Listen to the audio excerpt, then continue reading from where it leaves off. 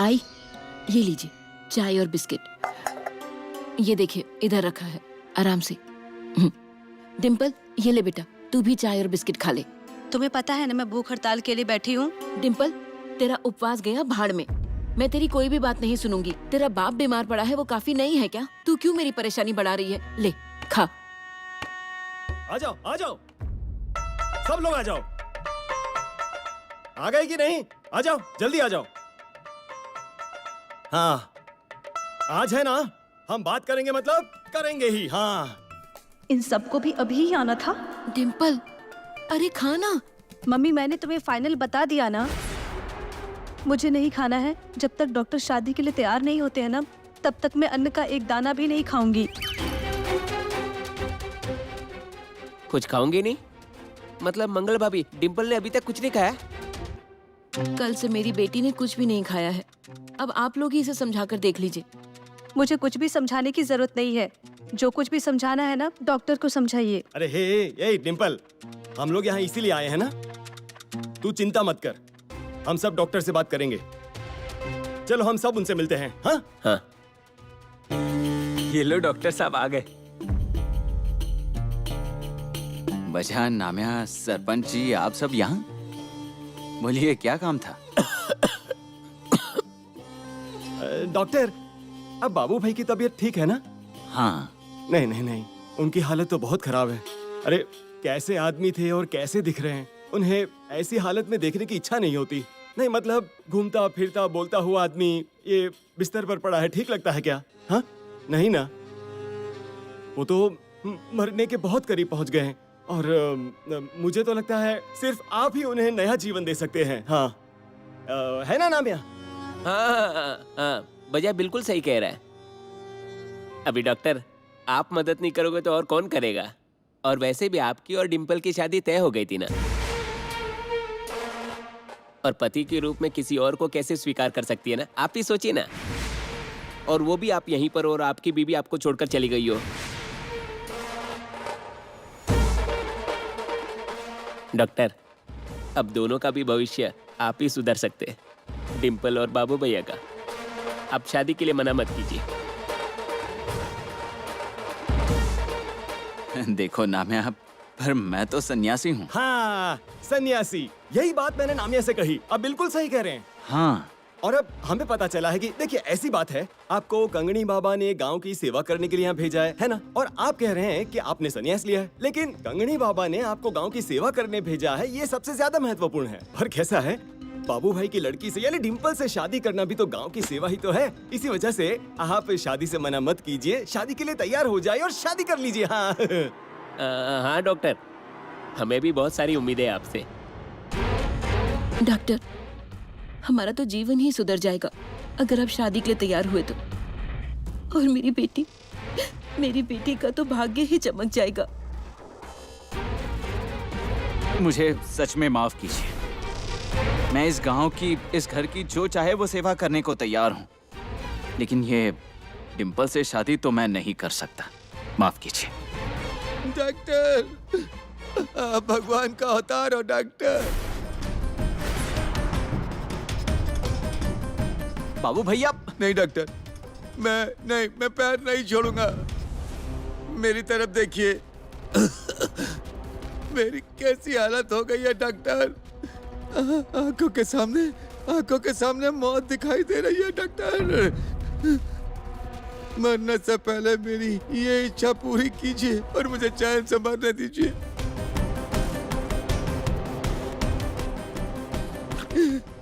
नहीं तो एक काम कीजिए, मुझे आप अपने हाथों से यही मार दीजिए, तो मुझे इस सब से मुक्ति मिल जाएगी।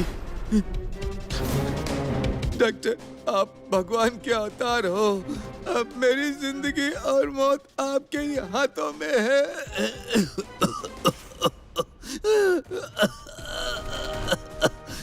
अगर इस वक्त मैंने डिम्पल से शादी करने से मना किया तो सबकी नजरों से गिर जाऊंगा, और ये मेरे लिए अच्छा नहीं होगा।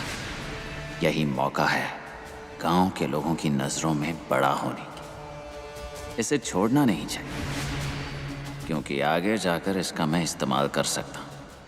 बाबू भैया, आप ये क्या कर रहे हो? डॉक्टर, ये गोलियां लीजिए और मुझे खिला दीजिए तो सबसे मुक्त हो जाऊंगा। इसके बाद आपको ये कोई नहीं कहेगा कि डिम्पल से शादी कर लीजिए। बाबू भैया, आप ये क्या कह रहे हो? मैं सामने वाले के चेहरे पर दुख बिल्कुल नहीं देख सकता। मुझे तकलीफ होती है क्योंकि मैं दिल से सोचने वाला आदमी हूँ और आप तो मेरे अपने हो। तो फिर आपकी परेशानी सहने में कैसे दिक्कत? और मुझे आपसे परेशानी क्यों होगी? मैं डिम्पल से शादी करने के लिए तैयार हूं।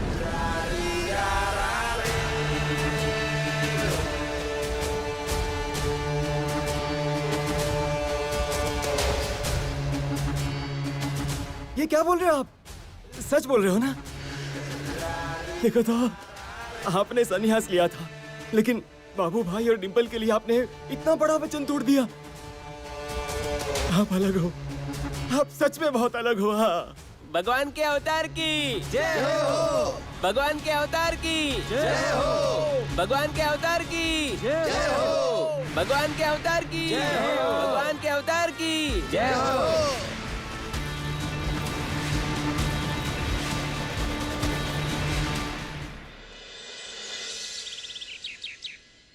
आखिर मुझे उस डिम्पल से शादी करने के लिए राजी होना ही पड़ा।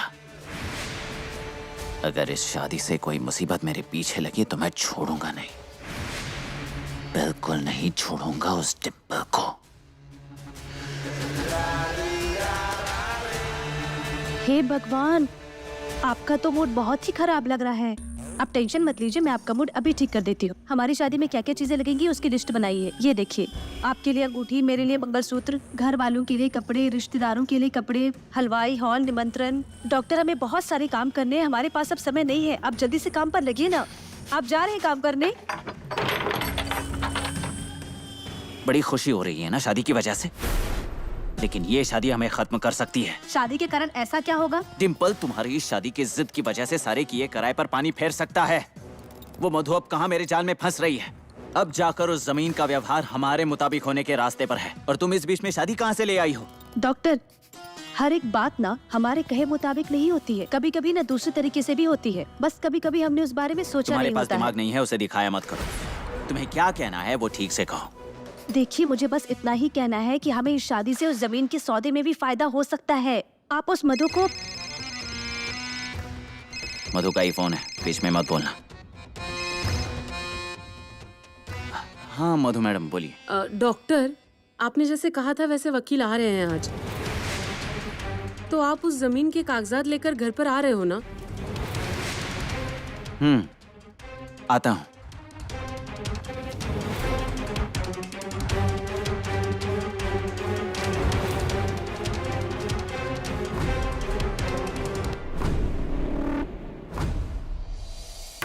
जी हाँ, मैंने साइट पर आपके बारे में पढ़ा है। हाँ, मेरी बेटी के लिए रिश्ता ढूंढ रही हूँ। पढ़ी लिखी है, उसका नाम है सोनाली। मैं आपको उसका बायोडेटा भेज देती हूँ। ये क्या चल रहा है तुम्हारा? तुम कल कह रही थी तुम्हारी शादी नहीं करूंगी, तुम्हारे लिए रिश्ते नहीं देखूंगी, क्यों झूठ बोल रही थी? मुझे फोन दे दो। मैं नहीं दूंगी। सोनू, मैंने कहा मुझे फोन दे दो। मैं आखिरी बार बोल रही हूँ, मुझे फोन दो। तुमने झूठ क्यों कहा, पहले उसका जवाब दो। कितनी बार तुम्हारे पैर पकड़े, तुम मेरी बात क्यों नहीं सुनती हो? क्यों मेरी जिंदगी बर्बाद करने पर तुली हो तुम? जो गलती मैंने की ही नहीं है, उसकी इतनी बड़ी सजा क्यों दे रही हो तुम? मुझे पढ़ना है, अपना करियर बनाना है, ये सब तुम्हें क्यों नहीं समझ आ रहा? मुझे अच्छे से पता है मुझे क्या करना है। मैं जो भी कर रही हूँ वो सिर्फ तुम्हारी ही वजह से कर रही हूँ। अब तक तुम्हारी हर बात मानती आ रही हूँ, उसी की वजह से तुम इतना बिगड़ गई हो। लेकिन अब बस, इसके बाद मैं तुम्हारी कोई नादानी बर्दाश्त नहीं करूंगी। अच्छा हुआ पापा जल्दी चले गए, अगर वो जिंदा होते तो ये सब नाटक देखकर कब की खुदकुशी कर बैठते। अरे मधु, ये क्या बोल रही हो तुम? कुछ समझ आ रही है कि नहीं तुम्हें? हमारी लड़की अब बड़ी हो रही है, उससे कैसे बात करनी है ये तुम्हें सीखना होगा। अरे इतनी तकलीफ हो रही थी तो उसे जन्म क्यों दिया तुमने?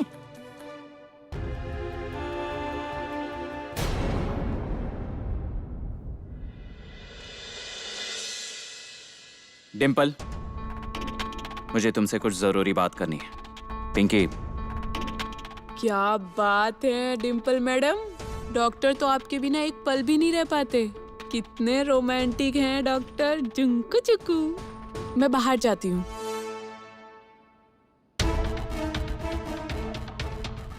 दरवाजा क्यों लगा रहे हो? अरे ये लोग क्या कहेंगे? ये क्या है? अगर तुम मेरे साथ शादी करना चाहती हो तो इस पर दस्तखत करने होंगे। लेकिन ये कैसे पेपर्स है? तुम्हारे फायदे के ही हैं। तुम्हारे लिए एक छोटा सा सरप्राइज है। शादी से पहले मेरी तरफ से एक छोटा सा गिफ्ट समझ लो। आप और मुझे गिफ्ट दोगे? अरे आप तो बेवजह मुझे 1 रुपया तक नहीं देते हो। आप मुझे बेवकूफ बना रहे हो ना? 1 मिनट, आप कहीं मुझे दूसरे मैटर में तो नहीं फंसा रहे हैं ना? डिम्पल, क्या पागल हो गई हो तुम? मैं ऐसा क्यों करूंगा? मेरे खिलाफ तुम्हारे पास कितने सारे सबूत हैं। नीलम के समय जो कुछ हुआ उस सब के वीडियोस तुम्हारे पास हैं। ये सब तुम्हारे पास होने के बावजूद मैं तुम्हें झांसा देने की कोशिश कैसे कर सकता हूँ? मैं हिम्मत भी नहीं कर सकता। अब हम शादी करने वाले हैं, पति पत्नी होने वाले हैं, तो फिर एक दूसरे की परवाह करनी चाहिए ना। ठीक है, तुम्हें भरोसा नहीं है तो जाने। रुकिए। क्या? दीजिए मुझे ये पेपर। हाँ। अभी तो मैं साइन कर रही हूँ, लेकिन अगर मुझे फंसाने की कोशिश की ना आपने, तो मुझसे बुरा कोई नहीं होगा, ये ध्यान रखिएगा। हाँ, नहीं करूंगा, दस्तखत करो।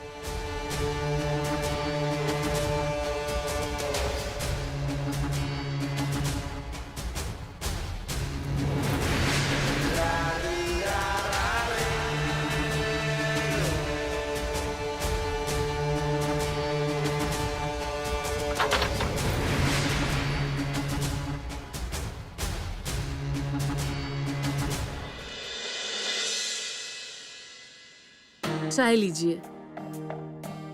डॉक्टर साहब आज भी नहीं आए क्या? मैंने उन्हें बताया है, आते ही होंगे। ये देखिए आ गए। खमागणी, माफ कीजिए, मुझे जरा देर हो गई। ये रहे आपके जमीन के पेपर्स। डॉक्टर, अभी तक मैंने आपके पैसे लौटाए नहीं हैं। उस वजह से ये पेपर्स लेने का नैतिक अधिकार मुझे नहीं है। आप ये क्या बोल रही हैं मधु मैडम? इस तरह बोलकर आप मुझे शर्मिंदा कर रही हैं। मुझे जरा पेपर्स देखने हैं। प्लीज। चेक करके बताता हूँ। हाँ। पेपर्स तो ओके हैं। आगे की प्रोसेस मैं शुरू कर देता हूँ। बाकी के पेपर्स कहाँ हैं? हाँ, वो यहाँ पर हैं, पीछे लगाए हैं। ओके।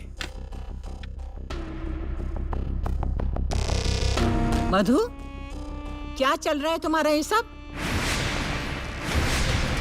ये सुधीर को पता है क्या? मेरे सुधीर के आने से पहले तुम ये सब कुछ भी नहीं करोगी, समझी? लाओ ये सब पेपर मुझे दो।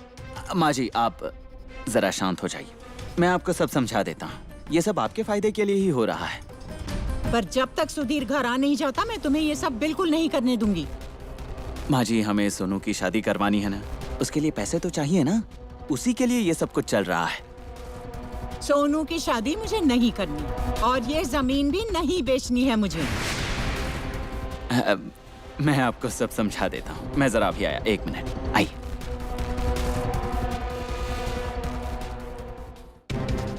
ए बुढ़िया, तुझे बाहर आकर बोलने की क्या जरूरत थी? मरना चाहती हो? अब अगर फिर से बाहर आकर कुछ कहा ना, जगह पर ही मार डालूंगा। जाओ, अंदर जाकर सो जाओ, जल्दी जाओ। वो आई बीमार रहती है ना, इसलिए ऐसे कुछ भी बोलती रहती है।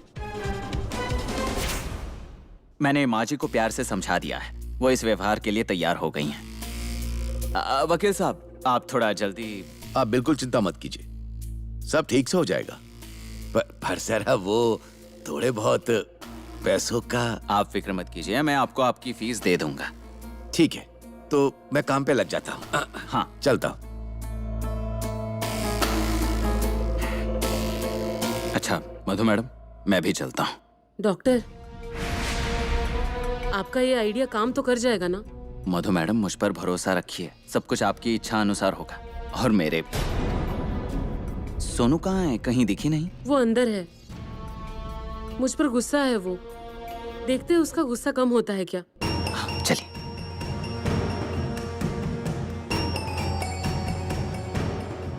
सोनू दरवाजा खोलो, दरवाजा खोलो सोनू। सोनू गुस्सा छोड़ो, दरवाजा खोलो। मैं दरवाजा नहीं खोलूंगी। क्यों खोलूं? सोनू रो मत, दरवाजा खोलो। मैं दरवाजा नहीं खोलूंगी। जाओ, तुम्हें जो करना है वो करो। तुम मेरी आई नहीं हो, तुम्हारी जैसी आई कहीं नहीं होगी। तुम बहुत मतलबी हो। सोनू तुम ये क्या बोल रही हो? वो तुम्हारी आई है। वो मेरी आई नहीं है। मुझे लगता था कि मेरे पापा मर चुके हैं। अब लगता है इस औरत से परेशान होकर ही उन्होंने भगवान से मौत मांगी होगी। वो कभी किसी को समझ कर नहीं लेती, हमेशा खुद के फैसले दूसरों पर लादती रहती है। भैया की इच्छा नहीं थी, फिर भी इसने उसे पढ़ने के लिए विदेश भेज दिया।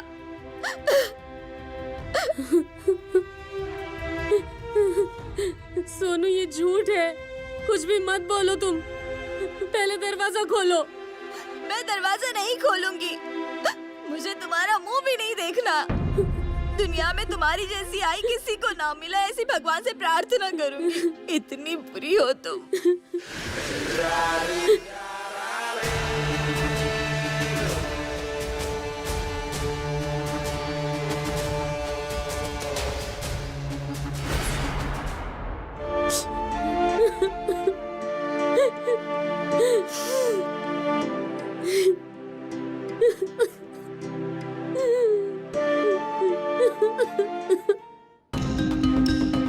सोनू दरवाजा खोलो। अरे जरा सोचो, तुम्हारी ऐसी बातों से तुम्हारी आई को कितना बुरा लगा होगा। मैं उसके बारे में क्यों सोचूं? उसने कभी मेरे बारे में सोचा है क्या? देखो तुम शांत हो जाओ, दरवाजा खोलो, हम आराम से बात करते हैं। मुझे किसी से भी बात नहीं करनी है। मुझे अकेले रहने दीजिए। मुझे अकेला छोड़ दीजिए।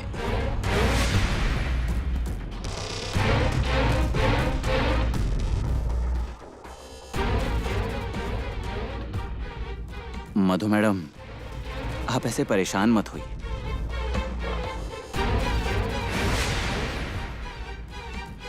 संभालिए अपने आप को। कैसे संभालूं मैं डॉक्टर? आपने देखा ना सोनू कैसे बात कर रही थी। मेरे कोख से जन्मी हुई लड़की ऐसे बात करने लगी तो मेरे जीने में क्या मतलब रखा है? इसका जन्म हुआ तब मुझे बैंक में अच्छी नौकरी मिली थी। इसे समय दे सकूं इसलिए मैंने मना कर दिया। तब भी मैं मतलबी।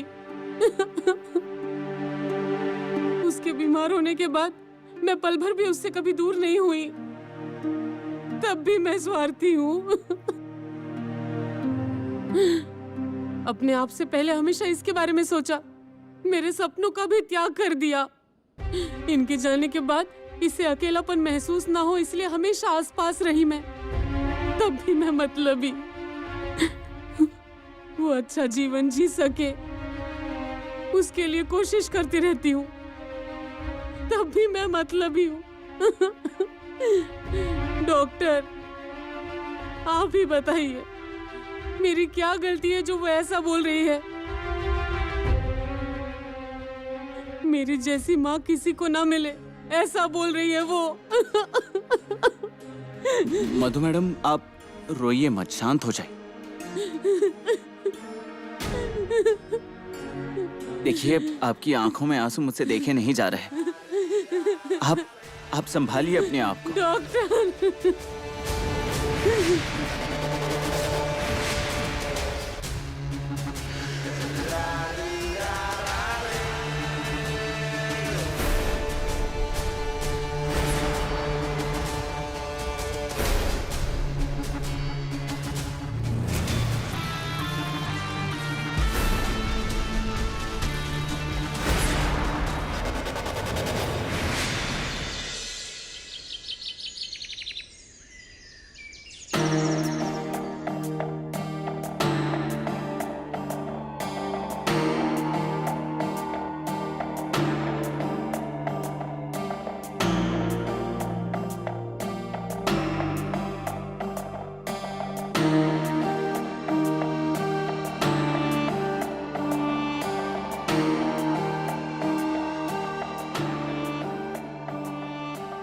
डॉक्टर आप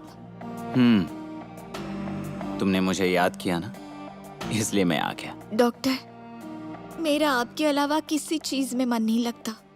मुझे बहुत अकेलापन लगता है। मुझे अपने साथ लेकर चलिए ना। हाँ,